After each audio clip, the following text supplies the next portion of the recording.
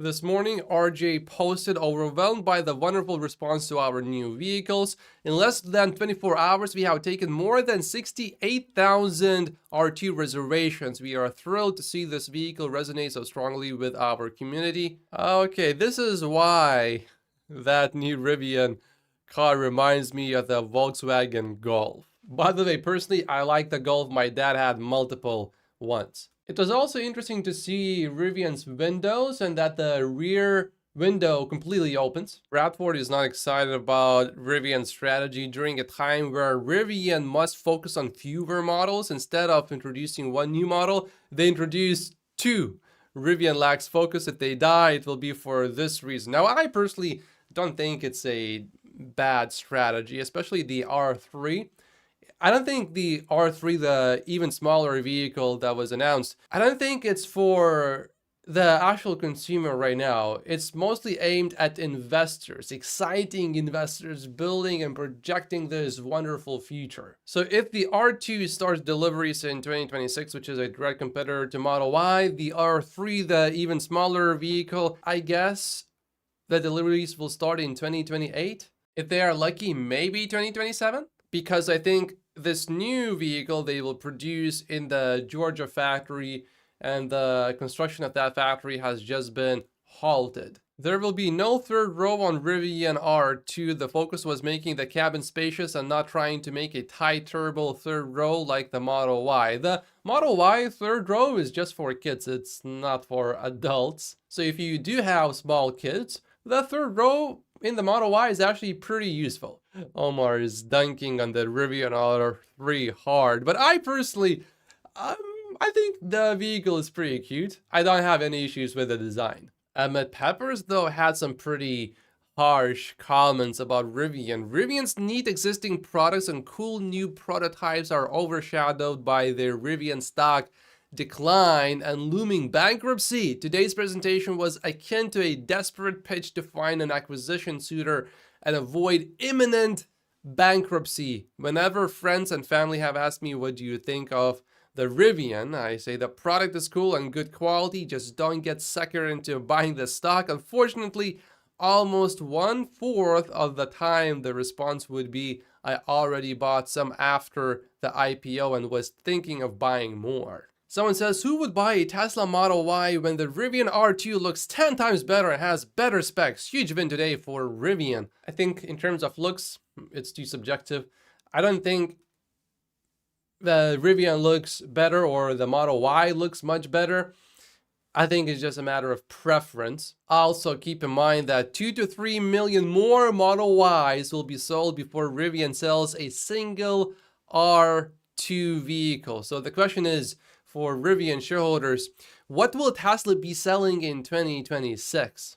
They will have a $25,000 compact crossover on the market that drives itself, among other things, like ludicrous Model Y. Now, I am not counting on FSD being solved in 2026, but I definitely expect a lot of progress to be made until then. And FSD 12 looks incredibly smooth and very useful. My main issue with FSD 11 is not that it disengages, but how it disengages. Maybe that's not going to be the issue anymore with FSD 12, but I need to try it myself. Ross Gerber is positive about Rivian. Rivian stopping capital investment in the new factory to focus cash on expanding the brand is the right strategy. I like the direction, and now they need to deliver. We need to put what happened to Rivian just now with the reservations in context. And when the Model 3 was released, within 24 hours of launching it, 198,000 reservations were placed, but keep in mind the deposit for the vehicle was $1,000, and this was in 2016. So with inflation,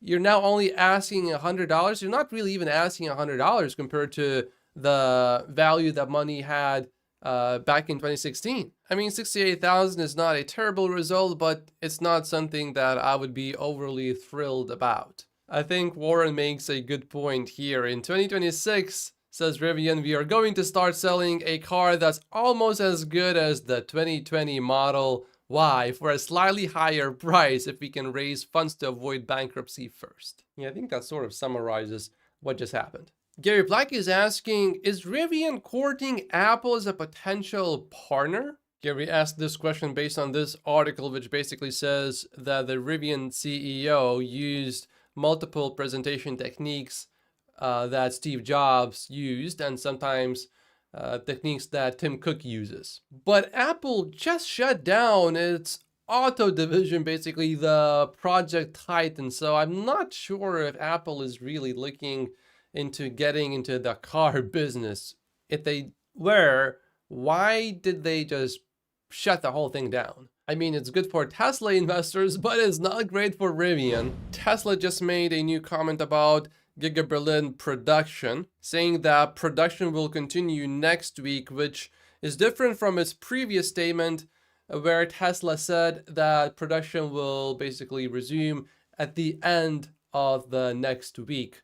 And specifically, the assumption was Sunday. So maybe things are going a little bit better than expected.